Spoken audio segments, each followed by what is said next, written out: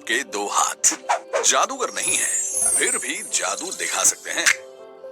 कभी आशीर्वाद बन जाते हैं तो कभी माफी, कभी प्यार बन जाते हैं तो कभी तकरार, कभी हौसला बन जाते हैं तो कभी ताकत, और समझदार बन जाएं तो पर्सनल बॉडीगार्ड भी बन जाते हैं। कैसे?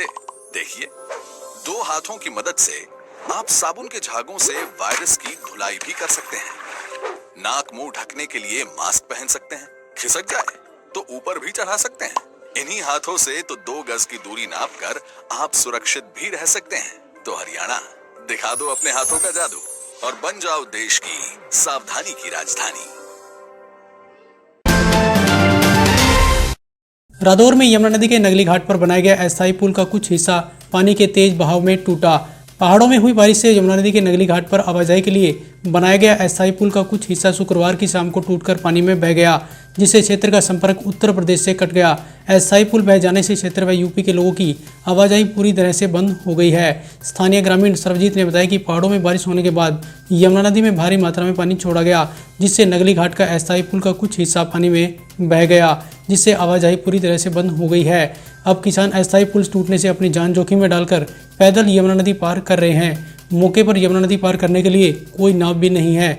पानी आने के कारण जो अस्थायी पुल ब्रिज के कार्य के लिए बनाया गया था वो टूट चुका है, और जो किसान हैं वो भी लंबा सफ़र तय कर कर हरियाणा के जो किसान हैं वो अपने खेतों में जाते हैं, और इससे ब्रिज के कार्य में भी रुकावट आई है। इसलिए हमारी प्रशासन से मांग है कि जल्द से जल्द अस्थायी पुल का निर्माण किया जाए ताकि ब्रिज के कार्य में तेजी आए और किसान भी अपने खेतों में जा सके। यमुना नदी पार खेतों में बने डेरों में बहुत से लोग व प्रवासी मजदूर रहते हैं, जो अस्थायी पुल बह जाने से यमुना नदी पार ही शरण लिए हुए हैं। उनकी मांग है कि प्रशासन जल्द से जल्द अस्थायी पुल की मरम्मत कराकर इसे आवाजाही के लिए शुरू करवाए।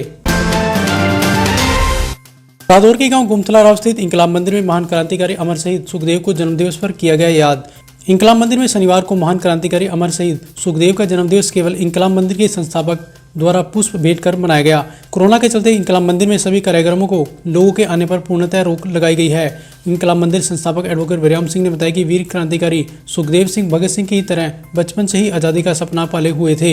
ये दोनों लाहौर नेशनल कॉलेज के छात्र थे। दोनों ही एक ही सन में लायलपुर में पैदा हुए और एक ही साथ शहीद हो गए। उन्होंने कहा कि हमें अपने वीर शहीदों को जयंती व उनकी पुण्यतिथि पर अवश्य याद करना चाहिए। तो आज इंकलाब मंदिर में वीर क्रांतिकारी शहीद सुखदेव का जन्मदिवस मनाया गया। कोरोना महामारी के चलते मंदिर के सभी कार्यक्रमों को स्थगित किया हुआ है। केवल वीर शहीदों के सम्मान और उनको श्रद्धांजलि देने के लिए, पुष्प अर्पित करने के लिए यह दायित्व इंकलाब मंदिर की टीम द्वारा मुझे दिया गया। यह मेरे सौभाग्य की बात है कि वीर शहीदों को नमन करने का जो कार्य है वो मुझे दिया गया, और हम आपके माध्यम से भी भारत देश की जनता से अनुरोध करते हैं कि अपने घरों में रहें, सुरक्षित रहें और सरकार के नियमों व आदेशों की पालना करें और वीर शहीदों के सपनों का वार्ता बनाएं। रादौर के गांव दावला में किसान नेता महेंद्र सिंह टिकैत की पुण्यतिथि पर भारतीय किसान यूनियन के नेताओं ने उनके चित्र पर पुष्प अर्पित कर किया याद। किसान नेता स्वर्गीय महेंद्र सिंह टिकैत की 10वीं पुण्यतिथि पर शनिवार को रादौर के गांव दामला स्थित भारतीय किसान यूनियन के जिला कार्यालय में किसानों द्वारा उनके चित्र पर पुष्प अर्पित कर उन्हें याद किया गया। इस अवसर पर भारतीय किसान यूनियन के जिला अध्यक्ष सुभाष गुर्जर ने बताया कि चौधरी महेंद्र सिंह टिकैत चौधरी चरण सिंह के बाद देश के बड़े किसान नेता बने हैं। वह सैकड़ों बार किसानों के लिए जेल में गए। उन्होंने कहा कि 3 काले कानूनों को लेकर किसानों का आंदोलन दिल्ली में लगातार 6 महीने से चल रहा है। उन्होंने कहा कि आज कोरोना महामारी से बचने के लिए सभी किसान अपना ध्यान रखें और दिल्ली आंदोलन में भी अपनी भागीदारी सुनिश्चित रखें। उन्होंने कहा कि जब तक काले कानून वापस नहीं होंगे किसान दिल्ली से वापस नहीं आएगा। वहीं उन्होंने कहा कि भाजपा के कुछ नेता किसान आंदोलन के खिलाफ अपनी घटिया बयानबाजी कर रहे हैं। वह अपनी मानसिकता खो चुके हैं। अगर उन्हें इतना ही अहंकार है तो वह एक बार इस्तीफा देकर चुनाव लड़कर देखें।